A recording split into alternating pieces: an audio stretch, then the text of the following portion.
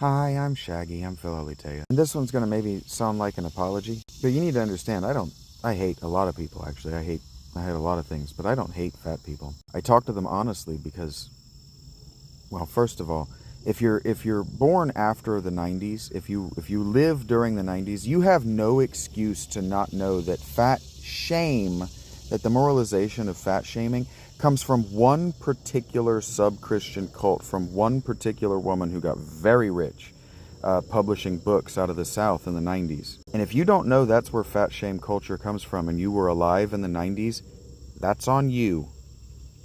That's on you for thinking that it's always been, or it's a broadly moralist thing now. It's not a moralist thing now. It's an ignorance and an effort thing now. It's a character thing now. But it doesn't have to be. I know plenty of people who are confused about what's going on with their bodies because they're doing what they're supposed to be doing. They're consuming the food they need to go to work, and they don't understand why it's sitting on their body the way they are, and they feel ashamed about it, and they feel embarrassed about it, but it's easy to fix.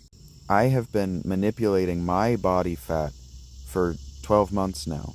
But I went and, look, the woman that I lived with between 2021 and last September I lived with her because she told me outright when we first started talking that she has trouble with her mental health. She doesn't like being alone, and she was having trouble with her weight. She didn't understand why she was ballooning out in her weight now that she was turning 40 soon. She didn't understand why her weight was changing.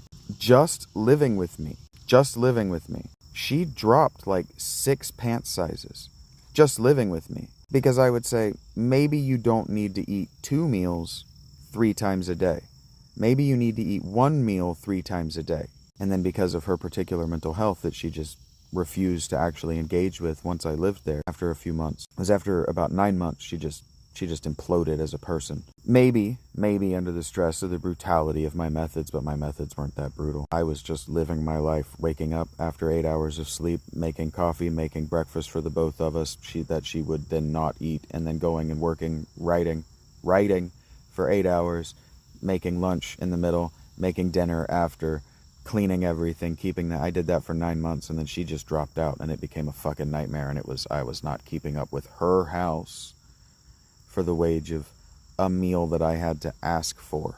But every few weeks she would come up to me even when things were bad, and she'd be like, I've dropped another pant size. This belt doesn't fit. We have to go get me new clothes. And I would ask her, I'm like, you know what you're doing differently, that you've dropped weight, right? She's like, oh yeah, absolutely. It's you being here reminding me that I don't need to be drunk all day. I don't actually need 6 monsters. And so when I say that it's actually easy not to gain and to lose weight. Anyway, I used to be 210 pounds.